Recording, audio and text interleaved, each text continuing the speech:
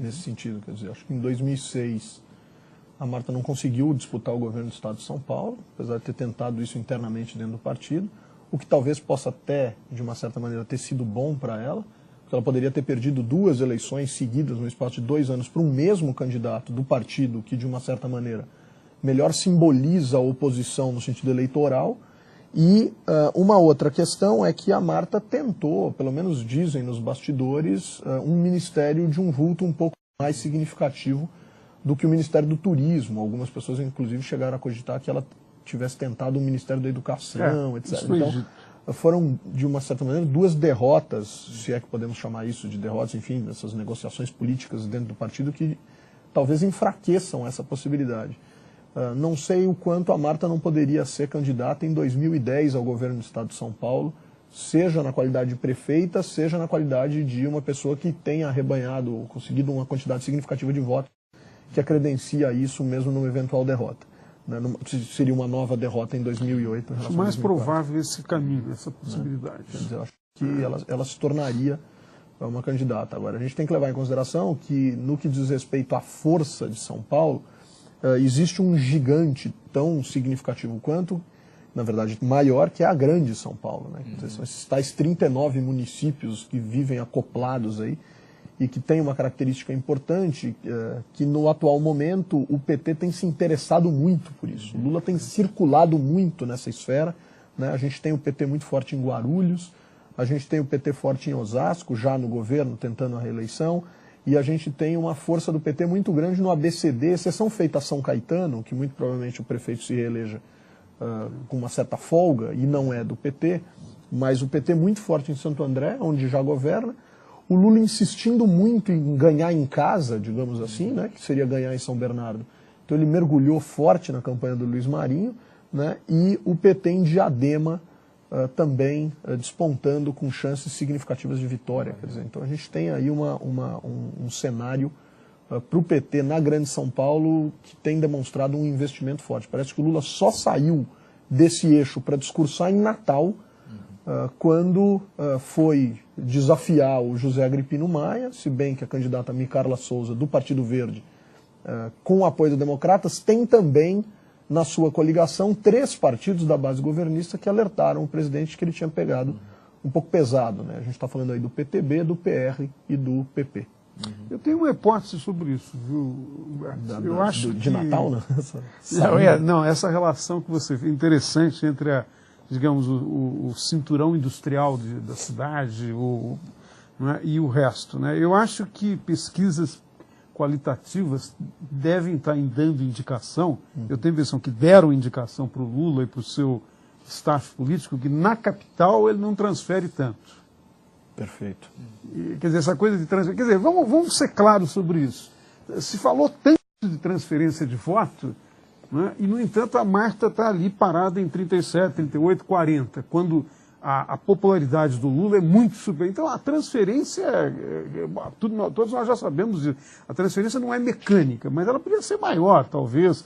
Não sei se isso é uma questão de empenho. Eu tenho a impressão que as pesquisas qualitativas mostram o eleitor de São Paulo um pouco mais volátil, às vezes, errático, e também, talvez, com uma orientação mais diversificada. Né?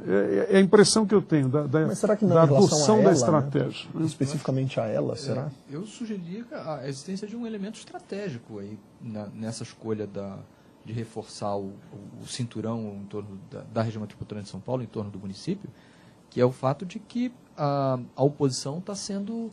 o PT tem uma dificuldade bastante razoável de entrar com força no interior do estado de São Paulo. Né? Isso é uma coisa histórica. Governou diversos municípios de porte médio, mas tem uma dificuldade de produzir uma vitória de volume no interior do estado de São Paulo,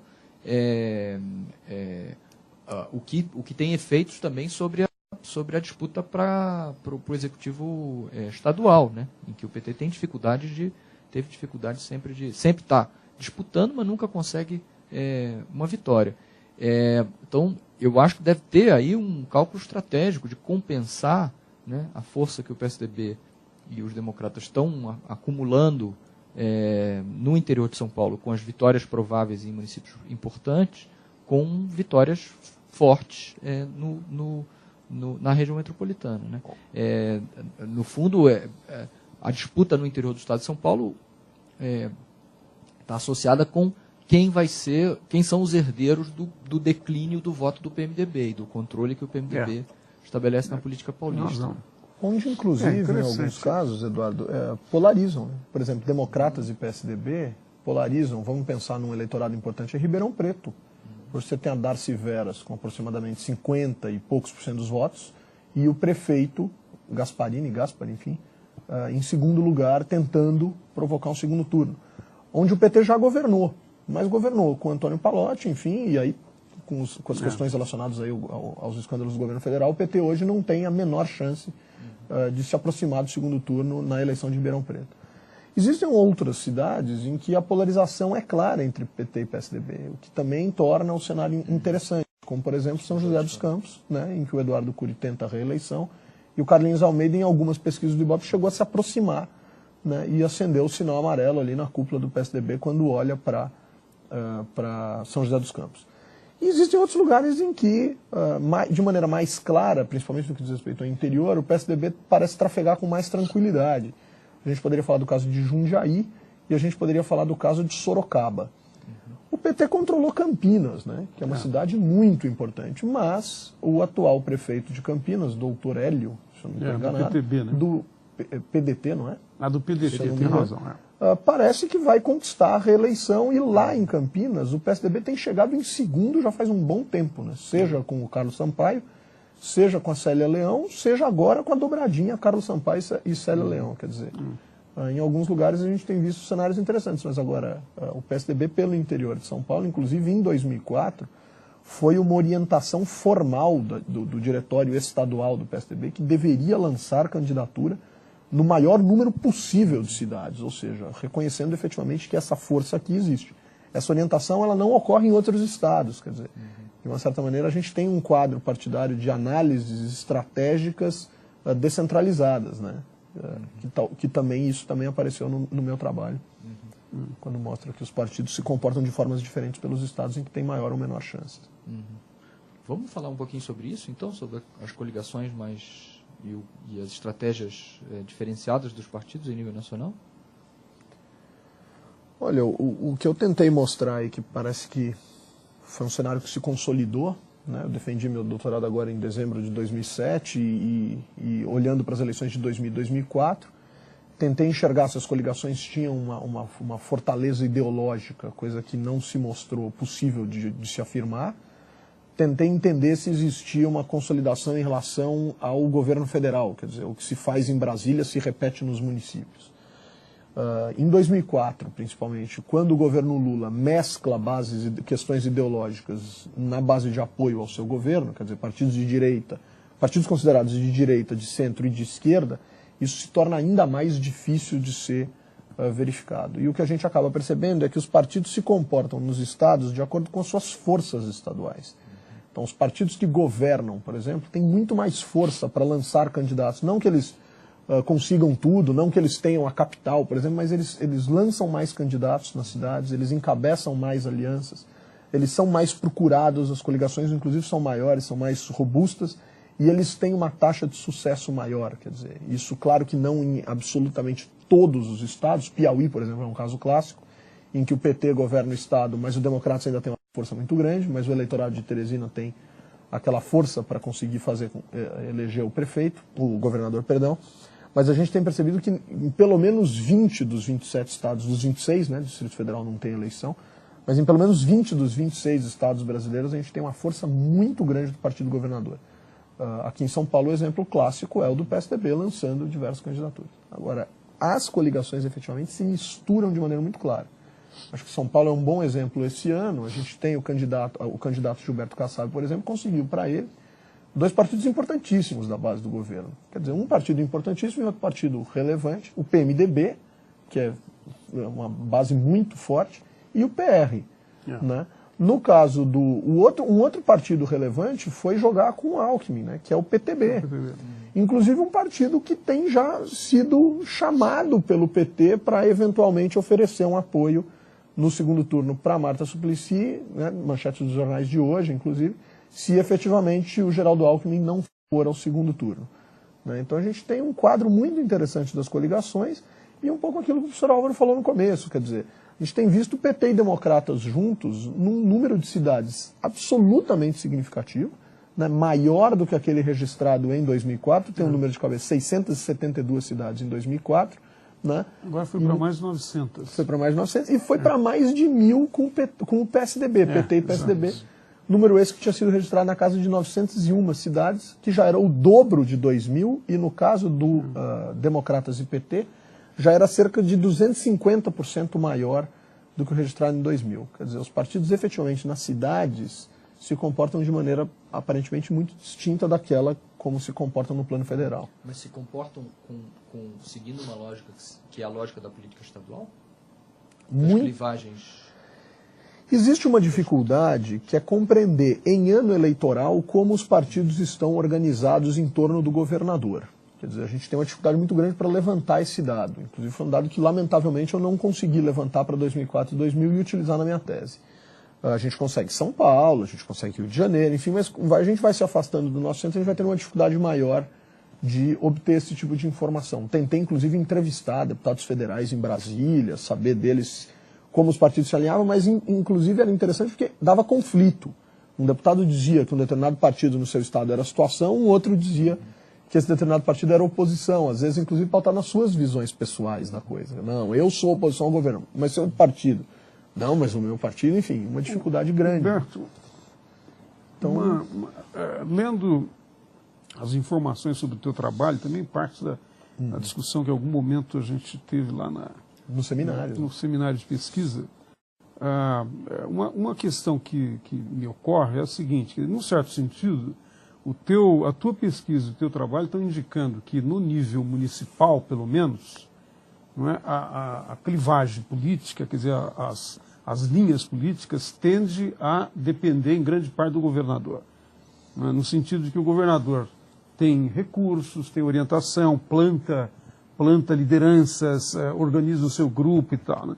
Quer dizer, eu acho que esse é um tema interessante, porque pode indicar que no sistema partidário brasileiro, né, no nível local, não tem nenhuma relação, ou tem muito pouca relação com a expressão nacional dos partidos, no sentido programático, no sentido ideológico, e às vezes também no sentido das coalizões que se formam. Quer dizer, nós não podemos dizer que a coalizão formada pelo Lula no segundo mandato dele tem uma identidade estritamente ideológica. Aliás, eu acho que nem programática. Né? Quer dizer, ali há algumas franjas da coalizão provavelmente entraram por razões de benefícios que podem ter. Quer dizer, tem uma probabilidade grande aí de que não tenha nem adesão estrito sensu ao programa. Né? Mas, enfim, isso tem sido a regra. Agora, eu acho que o que é interessante, uma das coisas interessantes da pesquisa é que, como o governador tem essa capacidade de fazer os prefeitos, que é um pouco o que deriva do seu trabalho, a minha pergunta seria, mas isso não é mais ou menos inevitável, tendo em vista os recursos que o governo estadual tem? Quer dizer, o que eu gostaria de puxar a coisa para um outro aspecto, que seria o seguinte: na estrutura do sistema político brasileiro, tal é a força do executivo estadual, e com recursos e tal, que ele acaba sendo um coordenador também da ação partidária, não só da ação administrativa. Ele tem um efeito de coordenação muito grande, não só administrativo de implementar política, mas ele acaba sendo também um centro de coordenação da estruturação dos partidos. Quer dizer, isso seria uma decorrência, em parte, do modo como a Constituição de 88 organizou o papel dos cargos majoritários, particularmente presidente e governador. Eu não sei como é que você reage a isso. Não explica plenamente as relações, né? Quer dizer, a gente tem municípios em que os partidos se organizam por questões absolutamente pontuais e aí o partido é quase que usado como um instrumento para a candidatura, né? Quer dizer, essa questão do monopólio das candidaturas serem dos partidos. Mas eu entendi na minha tese de doutorado que a força do partido do governador, ou seja, a força dos governadores de uma maneira geral, ela é significativamente maior do que as forças que imperam no plano federal. E aí sim, essa coordenação seria algo significativamente sentido pelos municípios afora. Nós temos, por exemplo, estados em que o governador conseguiu fazer praticamente metade das prefeituras dos municípios. O Acre é um caso desses. Tudo bem que é um número pequeno de municípios, são 22 municípios, mas o governo do PT consegue fazer 11 prefeituras, né, no estado do Acre. Em alguns municípios grandes, em alguns estados grandes de número expressivo de cidades, a gente chega na casa de 30% concentrado em um partido, como é o caso do PSDB em São Paulo para 2004. Né? Então acho sim que tem uma força, tem uma capacidade de coordenação muito grande, e eu acho que isso de uma certa maneira responde a dois trabalhos muito importantes, um no plano teórico mais abrangente, né, que é o trabalho do Ângelo Panebianco, que diz que há a tendência em países federalistas dos partidos terem comportamentos regionalizados, e outro um trabalho muito interessante do Fernando Abrúcio, quando fala que em São Paulo vigora um superpresidencialismo em torno da figura do executivo estadual, quer dizer, efetivamente essa força que muito provavelmente se repetiria em outros estados. Mas não tem uma... Estava escutando a tua explicação, estava pensando se não tem, adicionalmente ao poder do governador propriamente, não tem um espelhamento das disputas e clivagens políticas regionais, né? Seguindo aquela hipótese do Olavo Brasil lá do final dos anos 70. Tem uma importante dimensão do sistema partidário brasileiro, era a existência de subsistemas partidários regionais ou estaduais que organizassem esses conflitos, né? Sem prejuízo, seja do poder de coordenação do governador, seja da capacidade de pressão das elites partidárias nacionais, que podem intervir e forçar que as coligações locais espelhem, né, as coligações que os partidos estão costurando nacionalmente, como é o caso, por exemplo, no caso do Rio de Janeiro, o que aconteceu em diversos momentos ao longo da década de 80 com o PT, né, local, que por diversas vezes sofreu intervenção das esferas superiores do partido para coligar com esse ou com aquele partido, né? Uma questão interessante, Eduardo, porque assim, os partidos, de uma certa forma, a lei dos partidos permite que os partidos apresentem estatutos organizados de maneiras um pouco diferentes no que diz respeito à ordem e ao peso dos seus organismos. Quer dizer, existem partidos que dão um peso significativo para as esferas municipais, como é o caso do PMDB, por exemplo, e existem partidos que dão um peso significativo para as esferas federais, que é o caso do PT, por exemplo. Então, vamos pensar nos 10 maiores aí, teremos dois bons exemplos de partidos que dão peso para o município e partido que dá peso para a questão federal.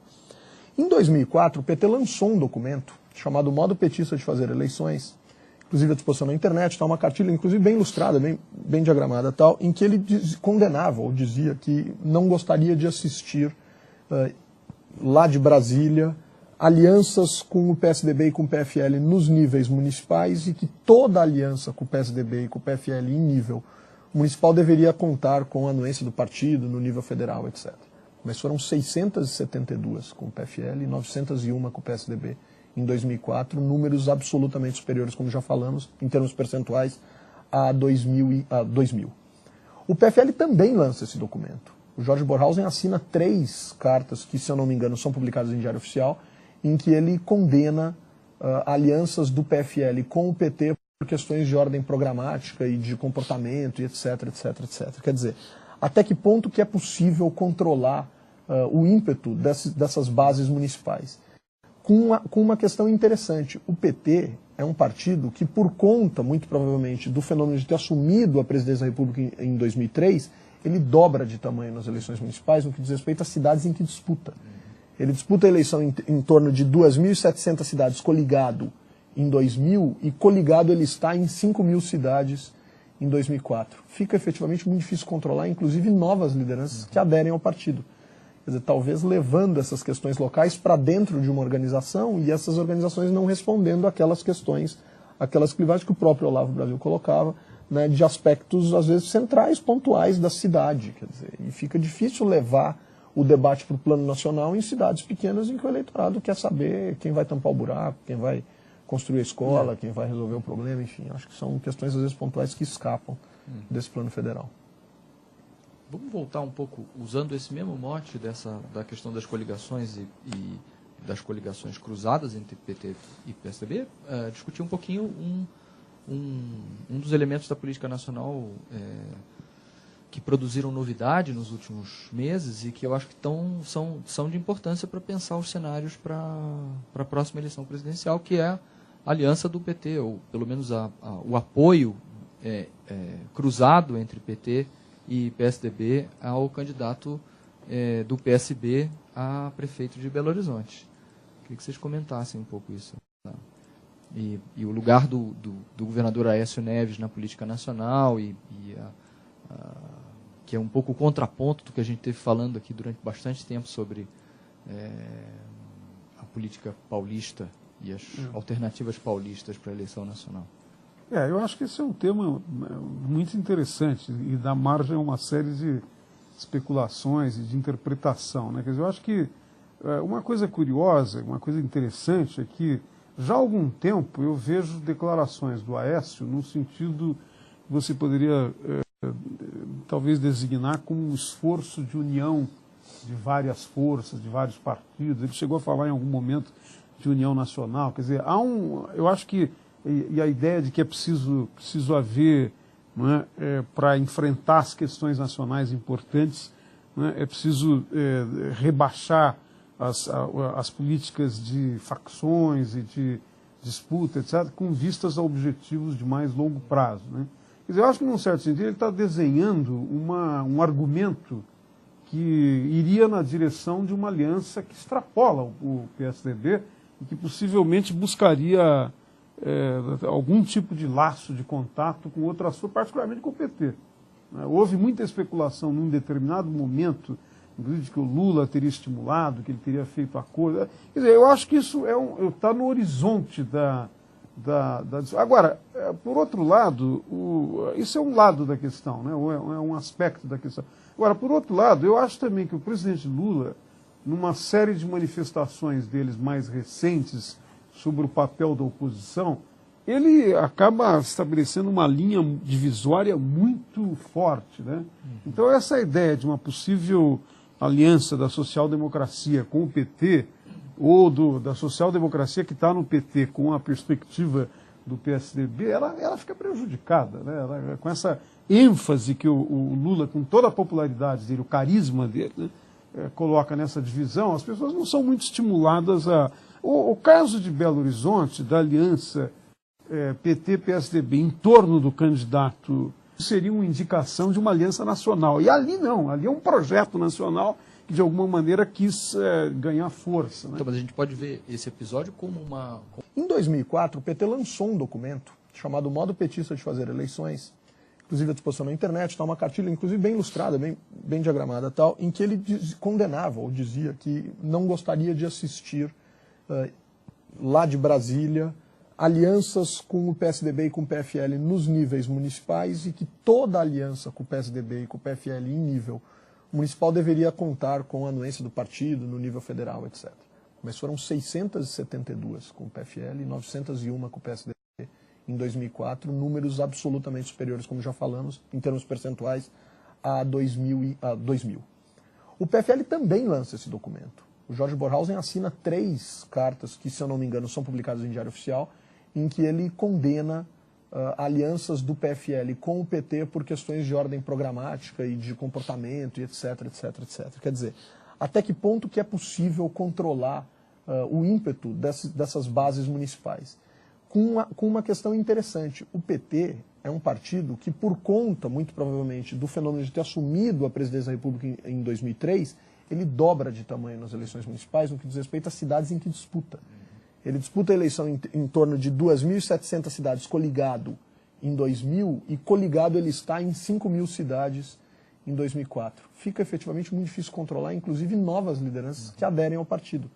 Quer dizer, talvez levando essas questões locais para dentro de uma organização e essas organizações não respondendo aquelas questões, aquelas clivagens que o próprio Olavo Brasil colocava, né, de aspectos, às vezes, centrais, pontuais da cidade. Quer dizer, e fica difícil levar o debate para o plano nacional em cidades pequenas em que o eleitorado quer saber quem vai tampar o buraco, quem vai construir escola, quem vai resolver o problema, enfim. Acho que são questões, às vezes, pontuais que escapam desse plano federal. Vamos voltar um pouco, usando esse mesmo mote da questão das coligações e das coligações cruzadas entre PT e PSDB, discutir um pouquinho um dos elementos da política nacional que produziram novidade nos últimos meses e que eu acho que são de importância para pensar os cenários para a próxima eleição presidencial, que é a aliança do PT, ou pelo menos o apoio cruzado entre PT e PSDB ao candidato do PSB a prefeito de Belo Horizonte. Queria que vocês comentassem um pouco isso, e o lugar do governador Aécio Neves na política nacional, que é um pouco o contraponto do que a gente teve falando aqui durante bastante tempo sobre a política paulista e as alternativas paulistas para a eleição nacional. Eu acho que esse é um tema muito interessante e dá margem a uma série de especulações e de interpretação, né? Quer dizer, eu acho que uma coisa curiosa, uma coisa interessante é que já há algum tempo eu vejo declarações do Aécio no sentido que você poderia talvez designar como um esforço de união de várias forças, de vários partidos. Ele chegou a falar em algum momento de união nacional. Quer dizer, eu acho que e a ideia de que é preciso haver, para enfrentar as questões nacionais importantes, é preciso rebaixar as políticas de facções e de disputa, etc., com vistas a objetivos de mais longo prazo. Né? Quer dizer, eu acho que, num certo sentido, ele está desenhando um argumento que iria na direção de uma aliança que extrapola o PSDB e que possivelmente buscaria algum tipo de laço de contato com outras forças, particularmente com o PT. Houve muita especulação num determinado momento, inclusive, que o Lula teria estimulado, que ele teria feito acordo. Quer dizer, eu acho que isso está no horizonte da. Agora, por outro lado, isso é um lado da questão, né? É um aspecto da questão. Agora, por outro lado, eu acho também que o presidente Lula, numa série de manifestações deles mais recentes sobre o papel da oposição, ele acaba estabelecendo uma linha divisória muito forte, né? Então, essa ideia de uma possível aliança da social-democracia com o PT, ou da social-democracia que está no PT com a perspectiva do PSDB, ela fica prejudicada, né? Com essa ênfase que o Lula, com toda a popularidade dele, o carisma dele, né, coloca nessa divisão, as pessoas não são muito estimuladas a... O caso de Belo Horizonte, da aliança PT-PSDB em torno do candidato outros casos, de que isso seria uma indicação de uma aliança nacional. E ali não, ali é um projeto nacional que de alguma maneira quis ganhar força. Né? Então, mas a gente pode ver esse episódio como um elemento que indicaria uma tendência a produzir uma convergência do PSDB com o PT, né? Comum entre grupos dentro do PT e dentro do PSDB, considerando as disputas políticas internas a cada partido, né? Pelo menos é o jeito que eu vejo o lançamento do apoio do PSDB e do PT ao mesmo candidato, né? A aliança entre o prefeito Fernando Pimentel e o governador Aécio Neves. Não, mas isso... Eles estão jogando vários jogos ao mesmo tempo, né? Sim, isso eu concordo. Alguns desses jogos têm a ver com as disputas internas locais aos partidos. Locais, mas também nacionais dentro dos partidos, né? O governador Aécio Neves se coloca em nível nacional de forma muito diferenciada ao governador José Serra, na medida em que o governador José Serra ainda está tentando produzir hegemonia interna ao PSDB para unificar uma possível candidatura sua à presidência da República, coisa que ele não conseguiu fazer na última eleição presidencial, e o governador de Minas tem a sua casa, digamos assim, completamente arrumada, mostra a sua casa completamente arrumada, a ponto de ele conseguir fazer uma aliança com o que seria a oposição em nível nacional, né? E caminham em sentidos um pouco opostos, né? Quer dizer, primeiro que eu acho que existe, no nível local de Minas Gerais, uma disputa interna do PT. que tem a figura do Fernando Pimentel como um prefeito de destaque, bem avaliado na capital, num eleitorado significativo, numa população de mais de 2 milhões de habitantes, etc. Mas existem outras forças do PT que gostariam de tomar esse espaço, gostariam de disputar esse governo em 2010. E o Fernando Pimentel acaba de surgir aí como um potencial candidato ao governo em 2010. Eu acho que do Aécio fica uma posição muito interessante, porque ele vai dizer, ou vai tentar passar, que diante desse governo ultra bem avaliado, a gente não pode desconsiderar essa questão do Lula batendo recordes aí de avaliação, tá vendo, dá para governar junto, dá para fazer junto, enfim, quase que corroborando a tese de que o Fernando Pimentel seria o próximo governador do estado de Minas Gerais, com ele tentando a presidência e os dois meio que, apesar de que essa aliança formal é muito pouco provável que ela exista no plano federal para 2010, mas ele tentando mostrar isso. E aí o que fica é a tentativa do Aécio Neves buscar para a sua candidatura à presidência da República em 2010 um apoio contrário ao apoio que tem buscado o José Serra. Quer dizer, enquanto o Serra tem sinalizado com muita força para o Democratas, o Aécio Neves tem sinalizado com uma força maior para o PMDB. Quer dizer, eu acho que os dois efetivamente têm buscado estratégias diferentes, um de bastante oposição e o outro dizendo, olha, o governo é bom, a gente tem que olhar para adiante, inclusive uma frase, né, que ele soltou aí faz alguns dias, o governo Lula foi ótimo, mas a gente precisa pensar o que será o Brasil depois do Lula, quer dizer, então ele está efetivamente tentando. Eu estou de acordo, eu acho que estou inteiramente de acordo com você. Acho que seria, não sei se mais ou menos isso. Né? E como é que vocês veem a gente passou pelo assunto, mas a gente não discutiu bastante o assunto, mas não ficou muito claro quais são as causas dessa dinâmica das coligações dos partidos em nível nacional, né? Você estava nos informando que as coligações cruzadas entre PT e Democratas, PT e PSDB, e também as coligações dos Democratas e do PSDB com outros partidos cresceram nas últimas 3 eleições municipais, né? Tiveram crescendo nas 2 eleições que você analisou e agora nessa eleição eles crescem mais. Em parte, sob o ponto de vista do PT, a gente pode imaginar, estou aqui imaginando as possíveis razões para isso. Uma que você elencou é a possibilidade de um crescimento da centralidade do PT em nível nacional, na política nacional.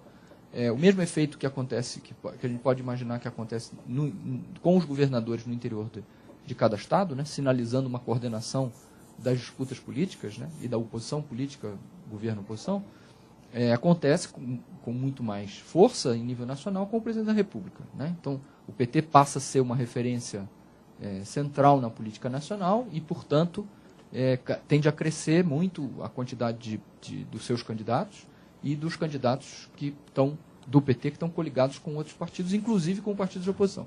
Mas como é que a gente pode entender essas estratégias, o aumento das coligações do PSDB e do PFL, antigo PFL dos Democratas, com outros partidos em nível nacional?